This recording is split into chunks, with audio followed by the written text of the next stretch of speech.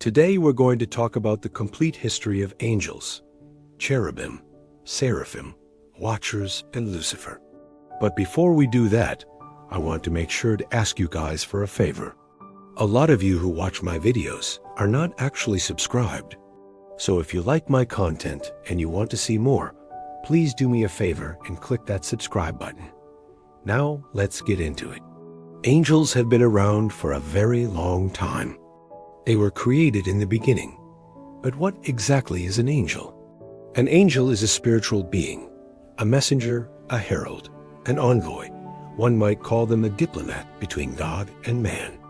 The first mention of an angel in the Bible is in Genesis 28-12, when Jacob has a dream and sees a ladder extending from earth to heaven, with angels ascending and descending it.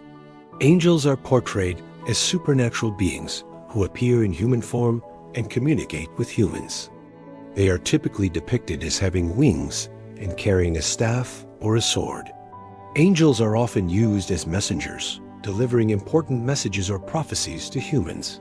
They are also known for their ability to heal and deliver people from evil. In the Christian faith, angels are considered to be pure and holy beings who are totally obedient to God's will. They are believed to be immortal and to exist outside of time. Now that we know what an angel is, let's look at the different types of angels. There are three types of angels: cherubim, seraphim, and watchers.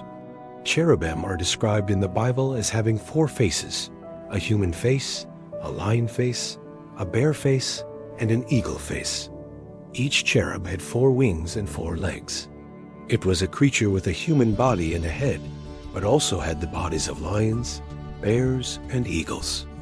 The cherubim were said to be the guardians of the Ark of the Covenant and were believed to represent the 4 elements: earth, air, fire, and water. In Jewish tradition, the cherubim are seen as symbols of God's presence and are associated with wisdom and knowledge. Seraphim are another type of angel mentioned in the Bible. They are often depicted as having 6 wings and are associated with fire and light. Seraphim are said to be the closest to God and are responsible for praising Him. In Isaiah 6-2, the prophet Isaiah saw a vision of seraphim each having 6 wings. 2 he used to cover their faces, 2 they used to cover their feet, and 2 they used to fly.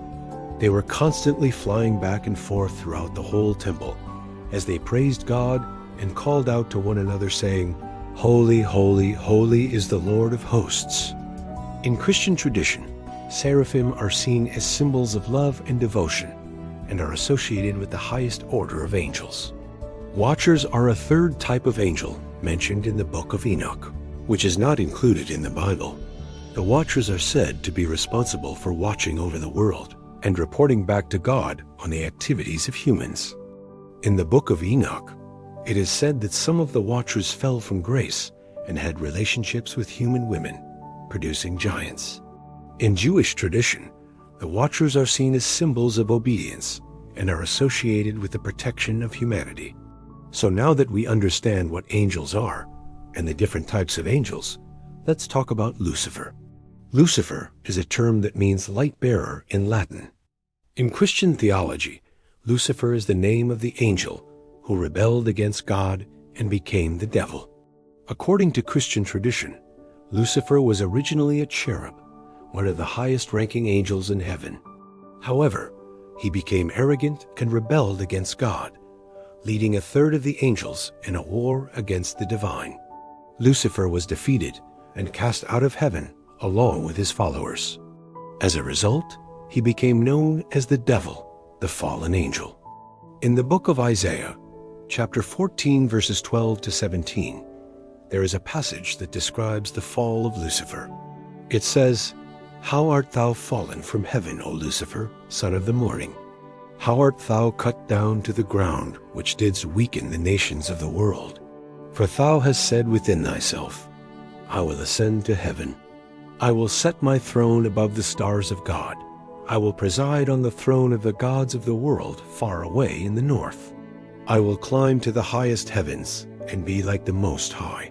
Yet thou shalt be brought down to hell, to the lowest depths.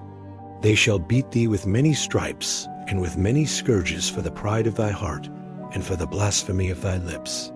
How art thou cut down to the ground, which didst weaken the nations of the world? This passage describes how Lucifer, who was once a shining star, became a demon. He desired to be like God and went to war against him.